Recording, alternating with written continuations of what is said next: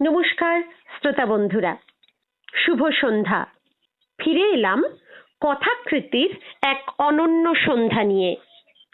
সঙ্গে রয়েছেন বিশিষ্ট কবি, তরুণ কবি শর্বরী চৌধুরী। নমস্কার শর্বরীদি। হ্যাঁ, শুভ সন্ধ্যা শাশ্বতী। শর্বরীদি, আজ আমাদের কথাকৃতির মঞ্চে তোমাকে স্বাগত। এটা তো তুমি জানো, কথাকৃতি পুরোপুরি একটা রেডিওর আবহে তৈরি করা অনুষ্ঠান। তো এই রেডিওর আবহটা তোমার কাছে কতটা গুরুত্বপূর্ণ একটু জেনে নেব। দেখো শাশ্বতী, রেডিওর আবহ আমার কাছে ভীষণই গুরুত্বপূর্ণ। কারণ আমাদের অনেক ছোটবেলায় যখন টেলিভিশন বা অন্যান্য বিকল্পগুলি আমাদের সামনে ছিল না, তখন রেডিওই ছিল একমাত্র বিনোদনের মাধ্যম। তারপর যখন এফএম চ্যানেল চালু হলো, তখন তো রেডিও আরোই জনপ্রিয় হয়ে গেল।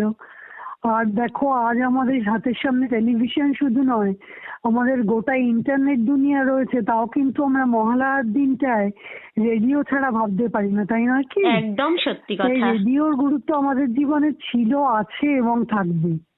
আমারও সেটা মনে হয়। সব থেকে বড় কথা শর্বরীদি, আমার যেটা মনে হয় কবিতার ক্ষেত্রে রেডিওটা আবার একটু অন্যরকম প্রভাব ফেলে। অর্থাৎ শুধুমাত্র আমরা কানটাকে ইউজ করেই কিন্তু কবিতাগুলো শুনি, এবং তাতে বোধহয় ঠিক তাই। কনসেন্ট্রেশন লেভেলটা অনেক বেশি হয়।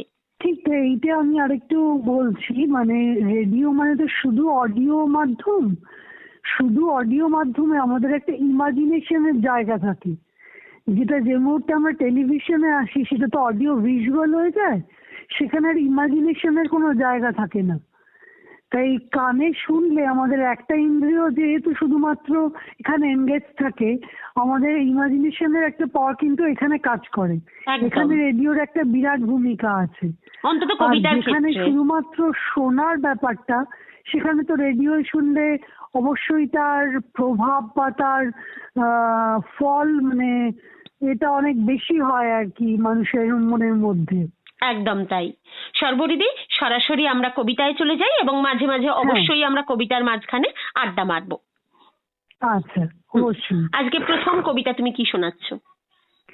আজকে আমি প্রথম কবিতা শোনাচ্ছি আমার মায়াঘর বই থেকে। কবিতার নাম চৌকাঠ। তোমার কবিতার বই মায়াঘর ধানসিঁড়ি থেকে প্রকাশিত। হ্যাঁ, ধানসিঁড়ি থেকে প্রকাশিত। ভীষণ ভালো একটি বই। শ্রোতা বন্ধুরা, ধানসিঁড়ির কবিতার ঘরে, কবিতার ভান্ডারে রয়েছে কবি শর্বরী চৌধুরীর কবিতার বই মায়াঘর। খুলে দেখবেন, যেমন সুন্দর তার প্রচ্ছদ, তেমনি সুন্দর কবিতাগুলি। সেখান থেকে আজকে আমরা বেশ কিছু কবিতা শর্বরীদির কণ্ঠেই শুনে নেব। প্রথম কবিতায় চলে যাব শর্বরীদি। আচ্ছা, প্রথম কবিতা চৌকাঠ। চৌকাঠ পেরিয়ে গেলে স্পর্শ করে পাপ, সন্ধ্যার নিমগ্ন অন্ধকারে যে পথ চলেছি একা, সে পথে শুধুই গ্লানি। প্রেম নিঃশেষিত হলে পুড়ে যায় চিরহরিৎ বন, সব শেষে থেকে যায় ক্ষুধা আর পিপাসার জল। সব শেষে থেকে যায় ক্ষুধা আর পিপাসার জল। বন্ধুরা, কবিতার মধ্যে যে ভাব দৃশ্যকে ফুটিয়ে তোলা হয়েছে, সেই ভাব দৃশ্য থেকে আমরা কিন্তু একটা মারাত্মক বাস্তবের জায়গায় পা রাখতে পারি। ক্ষুধা আর জল, এই দুটি আমাদের অস্তিত্ব। আমার মনে হয় ক্ষুধাই বোধহয় পৃথিবীর সব থেকে বড় চালিকা শক্তি, এবং কবি কিন্তু সেটাকে আবিষ্কার করেছেন। আমরা যাব কবির পরবর্তী কবিতায়। শুনতে থাকুন কথাকৃতি। আজ আমাদের সঙ্গে রয়েছেন কবি শর্বরী চৌধুরী। শর্বরীদি। শাশ্বতী, আমার পরের কবিতার নাম নিঃসঙ্গতা। নিঃসঙ্গতা। জারুল গাছের ছায়া তাকে নিঃসঙ্গ করে দিল। আনমনা হয়ে সে হাঁটতে লাগলো নিজের বাড়ির পথে। বাড়ির সামনে এসে সে অবাক হয়ে দেখলো কোথাও কোনো বাড়ি নেই। একটা বড় জারুল গাছ সেখানেও দাঁড়িয়ে। সে দৌড়ে চলল পথের দিকে। যেখানে মানুষের কোলাহল মুখরতা আর উজ্জীবিত হৃদয় যাপন। বাহ, কি অসাধারণ সব কবিতা শুনছি আজ শর্বরীদির কণ্ঠে। আমরা একটু জেনে নিই শর্বরীদির সম্পর্কে।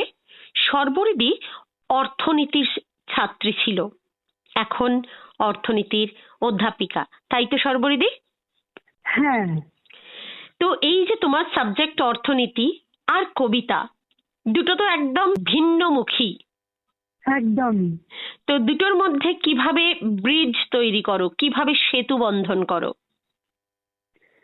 আসলে শাশ্বতী, দুটোর মধ্যে সেতু বন্ধন করা তো খুবই কঠিন, কারণ অর্থনীতি হচ্ছে মানে কঠিন বাস্তবতার ওপর নির্মিত, আর কবিতা কিছুটা কল্পনার জগৎ, কিছুটা বাস্তবতা, সব মিলিয়ে কবিতা।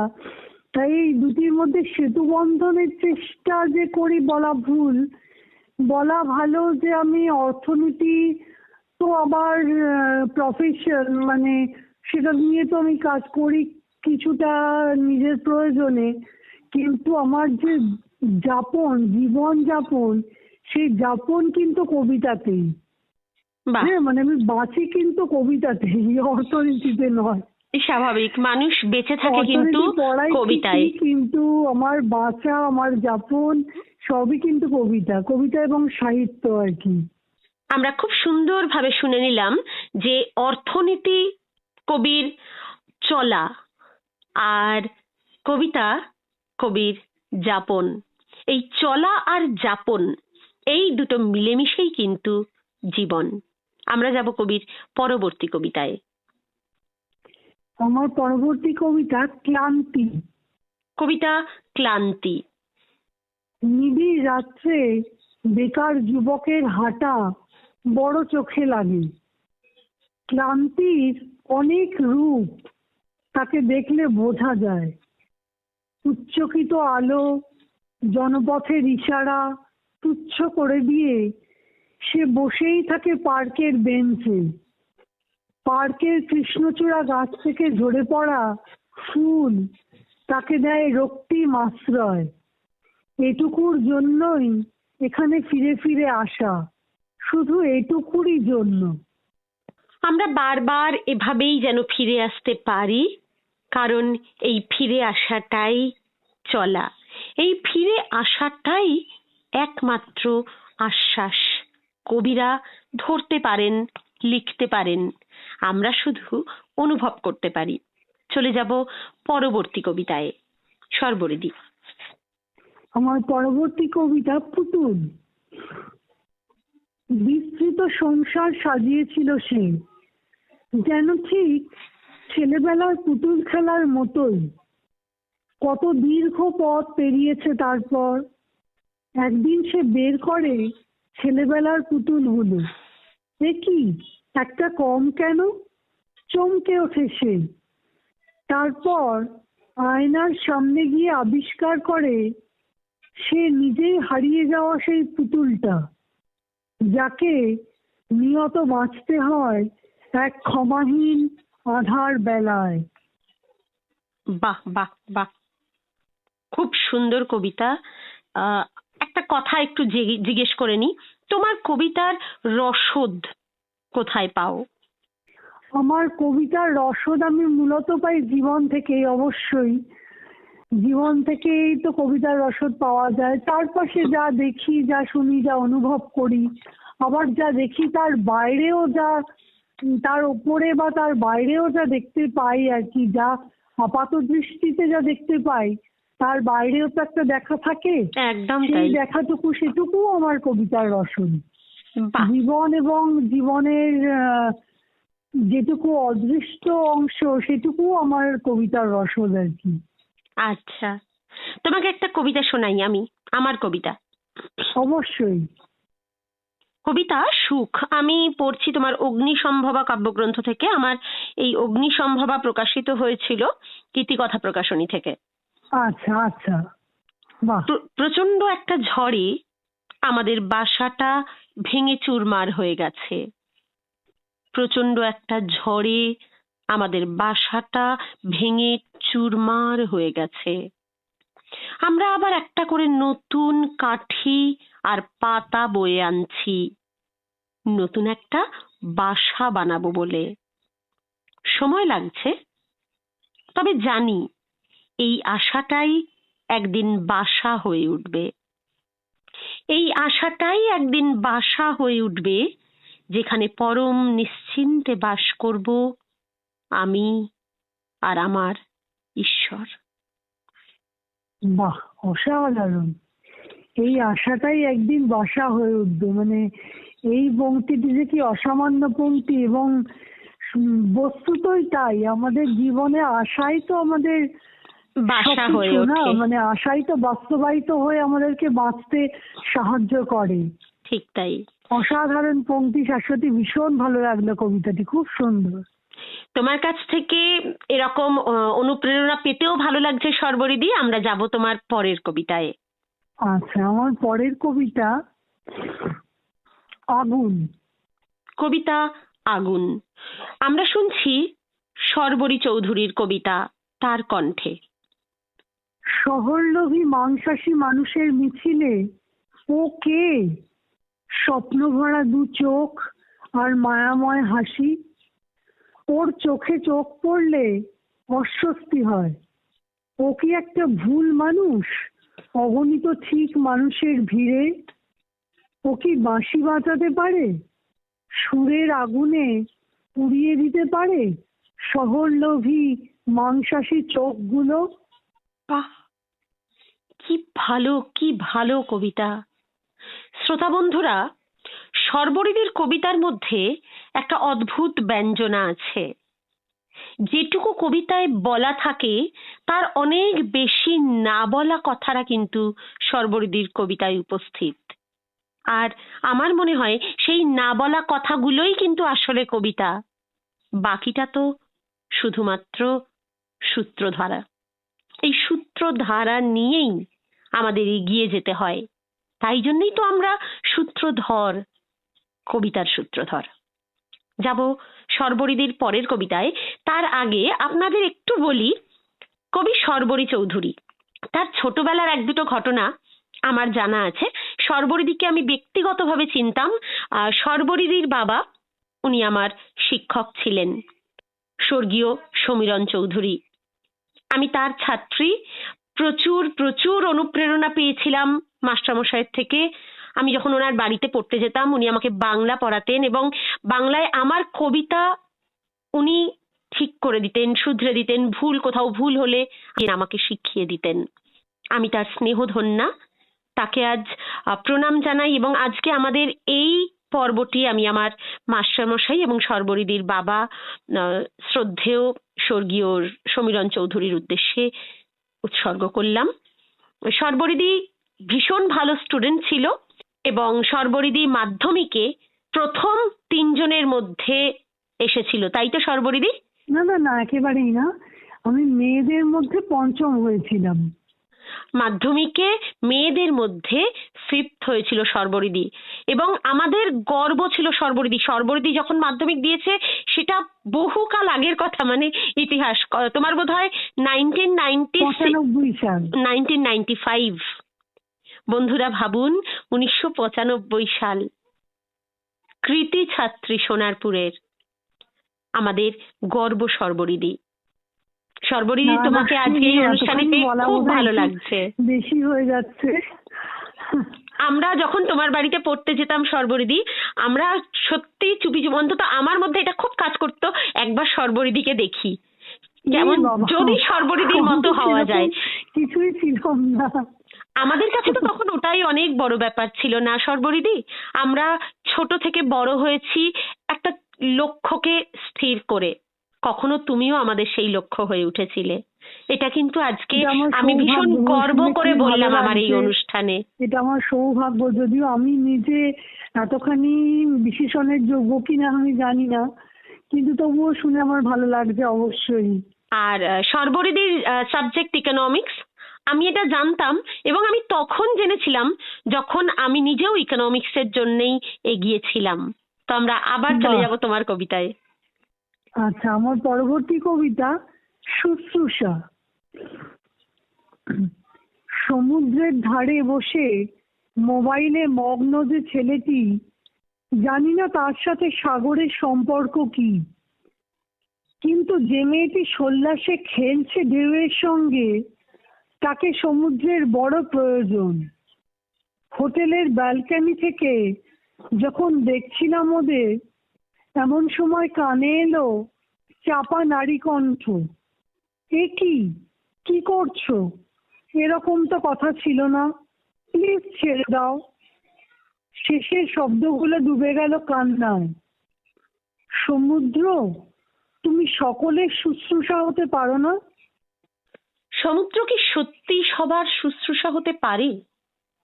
হয়তো পারে না, কিন্তু মনের যেখানে রোগ সেখানে বোধহয় সমুদ্র অনেক অনেক বড় আপনজন। আর সেটা সেই অনুভব করতে পারে যার সেটা অনুভব করবার দৃষ্টি আছে। সমুদ্র আমার ভীষণ প্রিয়। সমুদ্রের মতো একা বোধহয় আমি কাউকে দেখিনি, আবার সমুদ্রের ঠিক তাই, মতো একদম তাই। সন্ন্যাসীও আমি কাউকে এবং দেখিনি। শুধু সমুদ্রের মতন একা কেউ নেই তা নয়, সমুদ্রের ধারে গেলে নিজেকেও এত একা লাগে, মানে ঠিক। সেই একাকিত্বের কোনো পরিমাপ হয় না যেন। একদম তাই। আমরা যাব তোমার পরের কবিতায়, তার আগে তোমাকে আরেকটা কবিতা শুনিয়ে হ্যাঁ, নিই। অবশ্যই। কবিতা পাশা। তাস পাশা খেলতে খেলতে বাঁধ হয়ে গেছি, জোয়ারের জল ঢুকছে জনস্রোতের মতো, আর আটকে যাচ্ছে এসে বাঁধের লোমশ গায়ে গায়ে। আস্তে আস্তে ডুবে যাচ্ছে উরু, জঙ্ঘা, নাভি, পেট, বুক। আমরা তবু খেলছি, খেলছি, খেলছি। বিপরীতে স্বাস্থ্যবান প্রেত, হাতে ঝোলানো তার চাবুক, সামনে ঝোলানো সেই দিন কাল শীটে দাগ নিয়ে পাতালের গুহা চিত্রে আমরাই হাবুডুবু খাবো। আমাদের হাড় ভেঙে তৈরি হবে গুটি। কিছুদিন পর আমরাও পাশার ছকে অশরীরী প্রেত হয়ে যাব। অসাধারণ, অসামান্য একটি কবিতা শুনলাম শাশ্বতী। ভীষণ ভালো লাগলো, রূপকল্প, চিত্রকল্প এবং কবিতার গভীরতা, মানে ভীষণভাবে মন ছুঁয়ে গেল আর কি। ভীষণই ভালো লাগলো। সর্বরিদি, তোমার মন্তব্যের সূত্র ধরেই তোমাকে একটু জিজ্ঞেস করি, কবিতায় এই চিত্রকল্পের প্রয়োগ এটা কতটা জরুরি বলে তোমার মনে হয়? দেখো শাশ্বতী, আমি মনে করি কবিতায় চিত্রকল্পের প্রয়োগ অবশ্যই জরুরি, কারণ কবিতায় চিত্রকল্পের ব্যবহার কবিতার মাত্রাকে পরিবর্তন করে দেয়, পরিবর্তিত করে দেয়, কবিতাকে অন্য মাত্রা দেয় কবিতায় চিত্রকল্পের ব্যবহার। তবে আমার একটি বক্তব্য যে কবিতা কখনো যেন শুধুমাত্র চিত্রকল্প ব্যবহারেরই একটি মাধ্যম হয়ে না দাঁড়ায়। ঠিক ঠিক। মানে কবিতার মধ্যেকার দর্শন তা যেন চিত্রকল্প থাকুক বা না থাকুক, তা যেন প্রকাশ পায় তার নিজস্ব ভঙ্গিমায়। চিত্রকল্প থাকলে অবশ্যই কবিতার সৌন্দর্য বাড়ে, তবে চিত্রকল্প সর্বস্ব কবিতাও আমার কাছে গ্রহণযোগ্য নয়। বাহ, আসলে কোনো কিছুরই বেশি ভালো নয়, সবটারই একটা সামঞ্জস্য রাখা খুব দরকার। একদম তাই। আসলে চিত্রকল্পটা তো কবিতাকে আরো সহজ করে বোঝাবার একটা পদ্ধতি বা মাধ্যম বলে আমি মনে করি। পদ্ধতি বা মাধ্যম, হ্যাঁ। কাজেই পুরোটাই যদি চিত্রকল্প হয় তাহলে কবিতার মধ্যে সেই কবিতার রসটা থাকে না। এটাই আমি বলতে চেয়েছিলাম। সর্বরিদি, এরপরে তুমি আমাদের কি কবিতা শোনাবে? এরপর আমি শোনাচ্ছি কবিতার নাম নদী। কবিতা নদী। আমরা শুনছি কবি সর্বরী চৌধুরীর কণ্ঠে তার কবিতা। নদী। থাকা বা না থাকা রচিত হয় কত ব্যবধান। বাড়ি থেকে বেরিয়েই যে পলাশ গাছটা ফুলে ফুলে ছাওয়া, দেখে মনে পড়তো আমার হারিয়ে যাওয়া নীল পাখিটার কথা। আজ দেখি গাছটা ধূলিসাৎ। সেই শূন্যতার দিকে তাকিয়ে হঠাৎ মনে হলো একটা নদী বয়ে চলেছে অবিরাম, তার ধারে স্বর্ণাভ বালুকা সমারোহ। নদীর ছলাচ্ছল ধ্বনি শুনতে শুনতে উন্মনা হয়ে এগোই পথের দিকে। নদী, পথ আর আমাদের এগিয়ে যাওয়া, এই সবটা নিয়েই আমাদের বেঁচে থাকা, আমাদের অস্তিত্ব। কবি বারবার বুঝিয়ে দেন, যে পথেই যাই আর নদী যে পথেই বয়ে যাক, সবটাই জীবনের একটা প্রবাহ। প্রবাহ ছাড়া জীবন তো সম্পূর্ণ অচল। জীবনের জীবটা কোথায় রইল যদি প্রবাহ না থাকলো? আমরা যাব কবির পরের একদম কবিতায়। তাই। হ্যাঁ, কিন্তু সর্বরিদি একটু জিজ্ঞেস করি, তুমি তো গল্পও লেখো। হ্যাঁ, আমি গল্পও লিখি। তোমার প্রচুর গল্প প্রকাশিত হয় বিভিন্ন পত্রপত্রিকায়। হ্যাঁ, আমার গল্প বেশ কিছু পত্রপত্রিকায় প্রকাশিত হয়েছে। কবিতা আর গল্পের মধ্যে কোনটাকে তুমি নিজের কাছে খুব সহজ এবং প্রিয় মাধ্যম মনে করো? আমি দুটোর মধ্যে প্রিয়তর মাধ্যম আমার কাছে কবিতাই। আচ্ছা আচ্ছা, কেন? কারণ দেখো, আমি নিজের কাছে যেটুকু মানে বুঝেছি নিজের কাছে, সেটুকু হচ্ছে আমি গল্পের মাধ্যমে নিজেকে যেভাবে প্রকাশ করতে পেরেছি, আমার মনে হয়েছে যে কবিতার মাধ্যমে আমি নিজেকে তার থেকে আরো ভালোভাবে প্রকাশ করতে পেরেছি। মানে আমার মনের আবেগ অনুভূতি বা আমার তন্ময়তা বা আমার দীক্ষা সমস্ত কিছুই কবিতায় অনেক বেশি জারিত। মানে গল্পের থেকে কবিতায় আমি তাদেরকে অনেক বেশি ভালোভাবে প্রকাশ করতে পেরেছি। মানে বলতে পারো আমি নিজেকে দেখতে পেয়েছি কবিতার মধ্যে আরো ভালোভাবে আর কি। একদম তাই। আমরা অ্যাকচুয়ালি, আমার যেটা মনে হয়, গল্প হচ্ছে খোলা জানলা, যেখানে একদম বাইরে থেকে খুব সহজেই সবাই আমাদের দেখতে পায়। ঠিক তাই। কিন্তু কবিতা, কবিতা সেই রাত্রিবেলা আলো আঁধারির মধ্যে জেগে থেকে জানলা দিয়ে শুধুমাত্র বাইরেটাকে দেখা, যেখানে তখন কেউ আমাদের দেখতে পায় না, আমরাই শুধু সবটুকু দেখতে পাই। খুব সুন্দর বললে শাশ্বতী, একদমই তাই, খুব সুন্দর বললে। সেই জন্যই বোধহয় কবিতাটা আমাদের নিভৃত চারণ, তাই না সর্বরিদি? একদম তাই, একদমই তাই। ওটা একান্তই আমাদের জগৎ, আমাদের নিজেদের একান্তই জগৎ, আমাদের জগৎ, একদম তাই। যেখানে আমরা আর কাউকে ঢুকতে দিতেই চাই না। সেখান হ্যাঁ, থেকেই তো ঠিক সৃষ্টি তাই, হয় কবিতা। ঠিক তাই। আমরা যাব তোমার পরবর্তী কবিতায়। আমার পরবর্তী কবিতা সূর্যাস্তের মায়া। কবিতা সূর্যাস্তের মায়া, পাঠ করছেন কবি শর্বরী চৌধুরী। অন্ধ জীবন ঠিক তোমাকে সূর্যাস্তের মায়া দেখালে না কোনো দিনও। কথা বলো, কথা বলো, অন্তত একবারও বলে ওঠো গোলাপের রং লাল। কেটে যাবে অমানিশা, নিয়তির মতো জ্বলে উঠবে আলো, সেই আলোয় স্নাত হব নিঃশেষে। অন্ধ জীবন বলো, কিছু বলো। অন্ধ জীবন বলো, কিছু তো বলো, কিছু বলো। অন্ধ জীবন কি আদৌ বলে? কথা বলে? কত কথা জমে থাকে, সব কথা কি কথা হয়ে ওঠে? বোধহয় ওঠে না। সেই সব কথাই জড়ো করে কবিতার সৃষ্টি করেন কবিরা। ঠিক যেন কাঁটা ঝোপ গুল্মোর মতো গজিয়ে উঠেছি থরে থরে।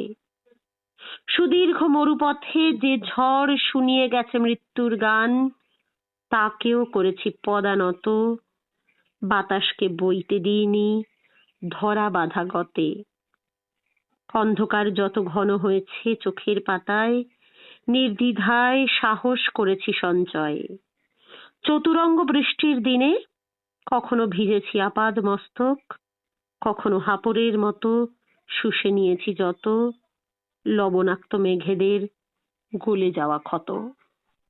ক্ষত থাকে, ক্ষত রাখে, আর সেই ক্ষতর জায়গাগুলোতে প্রলেপ দেন কবিরা। কেমন ভাবে? আমরা যাব আরেকটা উদাহরণে, সর্বরিদির পরের কবিতা। আমার পরের কবিতা নাম ঘুম। কবিতা ঘুম। জ্যোৎস্নায় পোড়া দেহ নিয়ে ছুটছে এক পাগল। তার পোশাক অবিন্যস্ত, মুখে অপরিচ্ছন্নতা, সে ছায়ামূর্তির মতো ধাবমান। হঠাৎই চাঁদ ঢেকে মেয়ে গেল আকাশ জুড়ে। তা দেখে সে ধীরে ধীরে শুয়ে পড়ল মাটিতে। তার মুখে খেলা করছে অপার্থিব আলো। মেঘের রাজ্যপাটে নিশ্চিন্তে ঘুমিয়ে পড়ল সে। বাহ! মেঘের রাজ্যপাটে তাদের মতো যখন আমরাও ঘুমিয়ে পড়ি, তখন হঠাৎ করে যদি আলো জ্বলে আর কবিতারা যদি আলো হয়ে ওঠে, সেই রাজ্যপাট কেমন লাগে? আমরা যাব কবির পরের কবিতায়। আমার পরবর্তী কবিতা খোঁজ। কবিতা খোঁজ। ঘুম আর বৃষ্টির লুকোচুরি খেলা দেখতে দেখতে কখন যেন নাও ভাসিয়েছি স্বপ্নে। ভিজতে ভিজতে, খেলতে খেলতে ঠাঁই নিয়েছি ছইয়ের ভিতর। ঢুকে দেখি গোটা আকাশটাই ঢুকে পড়েছে ছইয়ের ভেতরে। আকাশটাকে ছুতে গিয়ে দেখি আকাশ কোথায়, এ তো দিগন্ত বিস্তৃত মাঠ। সেই মাঠে ফের শুরু করি নিজেকে খুঁজে পাওয়ার খেলা। বাহ! যে মাঠ থেকে আমরা নিজেকে খুঁজে পাওয়ার খেলা শুরু করি, সেখানে থই পেতে পেতে পেতে কখন সময় উবে যায় কর্পূরের মতো। আমাদের সময় শেষ হয়ে আসে, আমরা বুঝতেও পারি না। কোন ফাঁকে সেই সময় পাখি হয়ে গেল। সেই পাখিটাকে ধরবার জন্যেও একটা অবসর দরকার। তাই আজ আমাদেরও কোথাও একটা গিয়ে অবসর নিতে হবে, থামতে হবে। যেতে যেতে আমরা শর্বরীদের শেষ কবিতাটা, আজকের অনুষ্ঠানের শেষ কবিতাটা শুনবো। তার আগে আমরা শুনে নেব শর্বরীদের কাছ থেকে শর্বরীদের কিছু কথা, ততটাও ব্যক্তিগত নয়। শর্বরীদি, আমার শিক্ষা জীবন নিয়ে তো শাশ্বতী কিছুটা বলেইছে। শ্রোতা বন্ধুদের তুমি কি বলতে চাও সেটুকু বলো। আমি শ্রোতা বন্ধুদের বলতে চাই যে তোমরা সবাই প্রাণ খুলে বাঁচো। জীবন একটাই, প্রাণ খুলে বাঁচো। কবিতার মধ্যেই হোক, কবিতাকে বাদ দিয়েও কেউ বাঁচতে পারে বা কবিতাকে নিয়েও কেউ বাঁচতে পারে, কিন্তু সে বাঁচা যেন হয় মনের আনন্দে বাঁচা, প্রাণ খুলে বাঁচা। কারণ জীবন তো একটাই, জীবন বারবার ফিরে আসে না। আর যারা আমার কবিতা প্রেমী বন্ধুরা, তাদের উদ্দেশ্যে আমার একটাই কথা, যে কবিতা যাপন, জীবন যাপনের মধ্যে যারা কবিতাকে নিজের করে নিয়েছে, তারা তো জীবনের আরেকটা মাত্রাকে আবিষ্কার করতে পেরেছে। কাজেই তাদের ক্ষেত্রে জীবনের সুখ দুঃখ, ভালো লাগা মন্দ লাগা সবকিছুর মধ্যেই জড়িয়ে থাকে কবিতা। এবং যখন তাদের জীবনে হতাশা আসবে, কোনো দুঃখ আসবে, তখন তারা যেন কবিতার কাছে যায়। আমি নিশ্চিত কবিতা তাদের সব দুঃখ ধুয়ে মুছে দিয়ে তাদের নতুন আশা দেখাতে সাহায্য করবে। বাহ বাহ, দারুণ বলেছো শর্বরীদি, দারুণ বলেছো। তারা যেন কবিতাতেই আশ্রয় নেয়। এর থেকে বড় আশ্রয় সত্যি কিছু হতে পারে না। হতে পারে না। অনুষ্ঠানের শেষ মুহূর্তে আমরা এসে পৌঁছেছি। যেতে যেতে তোমার কাছ থেকে আজকের অনুষ্ঠানের শেষ কবিতাটা শুনে নিতে চাই। আচ্ছা, আজকের অনুষ্ঠানের শেষ কবিতা আমি বলছি। কবিতার নাম ভোর। কোথায় যেন বেজে যাচ্ছে আহির ভৈরব। নীর আর গমকের খেলা শুনে চলেছি রুদ্ধশ্বাসে। পায়রাকে খাওয়ানোর অছিলায় কখন যেন বেরিয়ে এসেছে ও বাড়ির ছোট বউ। তার মনে বিগত রাতের স্মৃতি, দুর্বহ স্মৃতিকে বিসর্জন দিয়ে সে ক্রমশ মিশে যাচ্ছে ভোরের রক্তিমতায়। কোথায় যেন বেজেই চলেছে আহির ভৈরব। আহির ভৈরব বেজে চলেছে, বেজে চলুক, আমরাও চলি। আমাদের এই আহির ভৈরব কোথাও গিয়ে আমাদের নতুন একটা ভোর উপহার দেবে। আর সেই ভোরে আমরা নতুন করে বাঁচতে শিখব। সেই আশায় বাসা বেঁধে আজ আমাদের নতুন যাত্রা শুরু। ভালো থেকো। হ্যাঁ, তুমিও ভালো থেকো, আমার সমস্ত শ্রোতা বন্ধুরা সবাই ভালো থাকবেন। নমস্কার।